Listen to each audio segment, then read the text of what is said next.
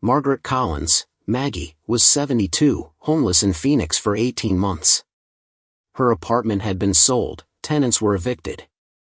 Her veteran husband died of cancer, their son in a workplace accident. On $840 Social Security monthly, she slept in shelters or under a viaduct. January 15, 2025. Near a bus stop, Maggie heard screeching tires and screaming.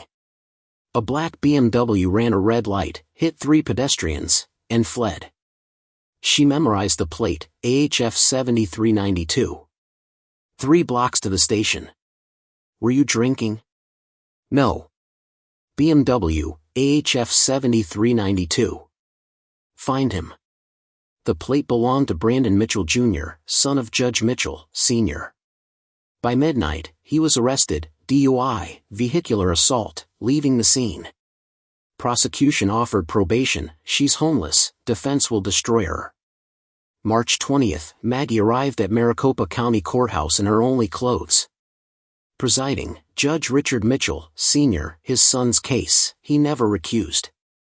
When Maggie took the stand, he told the room, a homeless vagrant, probably drunk.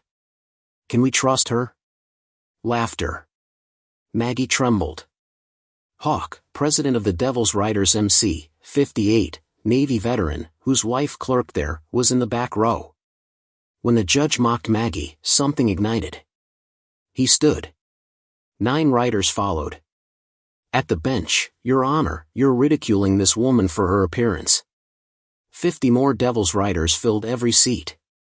Mrs. Margaret is getting legal representation, attorneys en route. Dignified clothing, arranged.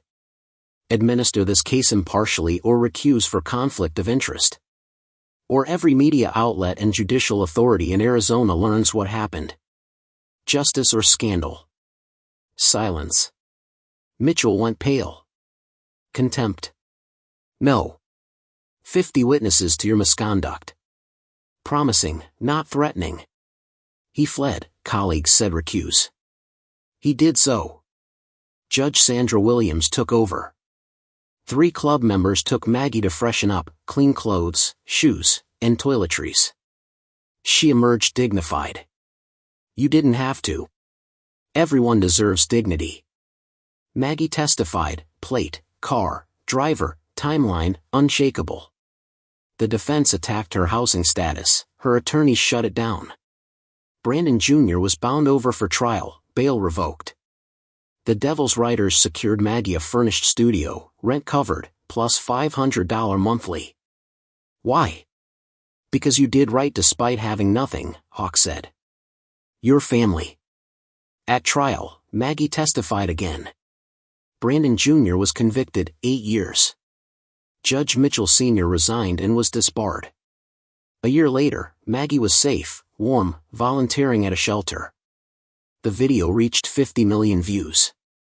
The Devil's Riders established Maggie's Dignity Fund, clothing, representation, and housing for impoverished people in legal proceedings.